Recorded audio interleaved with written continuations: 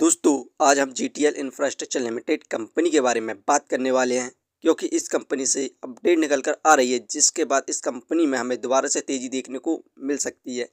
और साथ में इस कंपनी में जो लगातार हमें गिरावट देखने को मिल रही है, ऐसी कौन सी अपडेट निकल कर आ रही है जिसके बाद इस कंपनी में लगातार गिरावट देखने को मिल रही है। हम दोनों अपडेट के साथ साथ इस कंपनी को हम फाइनेंशियली और फंडामेंटली देखेंगे। इस समय हम कंपनी में बाय सेल होल्ड क्या कर सकते हैं और कंपनी का नेक्स्ट टारगेट प्राइस क्या हो सकता है। तो आइए वीडियो को स्टार्ट करते हैं। दोस्तों जीटीएल इंफ्रास्ट्रक्चर इंडिया की पहली इंडिपेंडेंट टावर टेलीकॉम कंपनी है।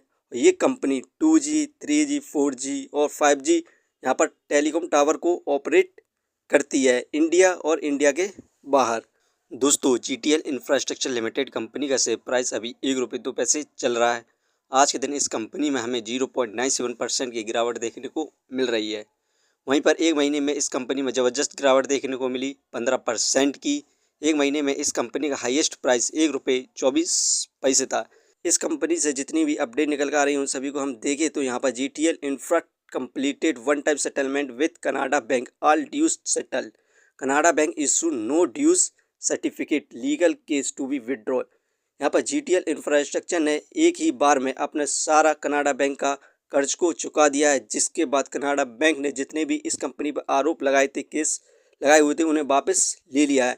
तो हमें इस फ्यूचर में इस कंपनी में ज़बरदस्त तेज़ी देखने को मिल सकती है। और यहाँ पर सेकंड वजह देखें गिरावट की तो यहाँ पर आप देख सकते हैं इस कंपनी में जून में फिल फॉरेन इंस्टीट्यूशनल इन्वेस्टर 0.13% थे, जो कि सितंबर में घटकर मात्र फिल 0.01% बचे हैं। यहाँ पर ज़बरदस्त सेलिंग देखने को मिल रही है एक साल के अंदर फॉरेन इंस्टीट्यूशनल इन्वेस्टर के द्वारा। यही दो कारण है कि हमें इस कंपनी में एक साल से ज़बरदस्त गिरावट देखने को मिल रही है। इस कंपनी का जो Q2 रिजल्ट आया था उसकी परफॉर्मेंस देखें तो यहाँ पर इस कंपनी को नेट सेल 356.46 करोड़ हुई थी। इंक्रीमेंट देखने को मिला था 5.98% का, जबकि पिछले साल इस कंपनी की नेट सेल 336.38 करोड़ थी। यहाँ पर ज़बरदस्त हमें इंक्रीमेंट देखने को मिला सेल में। नेट लॉस 193.47 करोड़ सितंबर में हुआ था, इसे इंक्रीमेंट देखने को मिला 9.61% का, जबकि पिछले साल इस कंपनी का नेट लॉस 214.05 करोड़ था। यहाँ पर इस कंपनी ने अपने क्वाड्रेंट में यहाँ पर लॉस को कम करती जा रही है। वहीं पर इस कंपनी को हम फाइनेंशियली देखें क्वार्टरली बेसिस पर तो यहाँ पर सितंबर में 214 करोड़ का लॉस हुआ, दिसंबर में 210 करोड़ का लॉस हुआ, मार्च में 249 करोड़ का लॉस हुआ, जून में लॉस को कम किया 232 करोड़ हुआ, सितंबर में लॉस को कम किया 193 करोड़ हुआ। यहाँ पर आप देख सकते हैं ये कंपनी क्वार्टरली बेसिस पर अपने लॉस को रेगुलर कम करती जा रही है। अब कुछ दिनों बाद इस कंपनी का नेक्स्ट क्वाड्रेंट आने वाला है, उसमें यदि कंपनी अपने लॉस को कम करती है या प्रॉफिट गेन करती है तो इस कंपनी के द्वारा हमें मल्टीबैगर रिटर्न्स मिलने की संभावना है। यदि आपने इस कंपनी पर बाय करा हुआ है तो इस समय आप होल्ड कर सकते हैं और न्यू इन्वेस्टर इस कंपनी में बाय कर सकते हैं। इसका सपोर्टिंग रेजिस्टेंस 95 पैसे है, तो आप वेट करें। यहाँ पर इस कंपनी को उम्मीद है प्रॉफिट गेन होता है तो आप इस कंपनी में ज़रूर इन्वेस्टमेंट करें। इस कंपनी का हम फंडामेंटल देखें तो मार्केट कैपिटलाइजेशन 1499 करोड़, जो कि बहुत बढ़िया है इसके यहाँ पर प्राइस के हिसाब से, क्योंकि एक पेनी स्टॉक्स है। डेप्थ ऑफ इक्विटी 0.054 इस कंपनी पर कर्ज है, यही कारण है कि इस कंपनी में यहाँ पर शेयर प्राइस बहुत ज़्यादा कम है।